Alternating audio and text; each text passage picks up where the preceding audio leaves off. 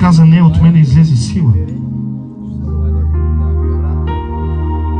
И сега това, което искам да ви кажа, те нямаха право да я убият. Защото тя вече беше изцелена. Но ако нейната вяра не работеше, защото тя не отиде пред Христос и не му каза: Господи, аз имам нужда и аз чух, че ти изцеляваш и вършиш чудеса. Тя нямаше тази възможност да отиде и да му каже, защото се водеше нечиста и трябваше да стои извън стана.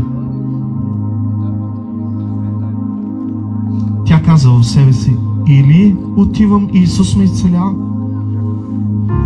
или просто ще бъда убита с камъни, защото нямам право да съм вътре в града.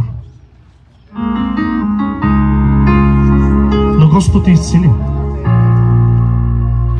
И се казва в Словото, че тя усети в себе си, че беше изцелена. И след нейното изцеление нямаха право да посегнат на живота й. Защо ви разказвам тази история тази вечер? Може би много от вас тази вечер са дошли със своите проблеми. Дошли са със своите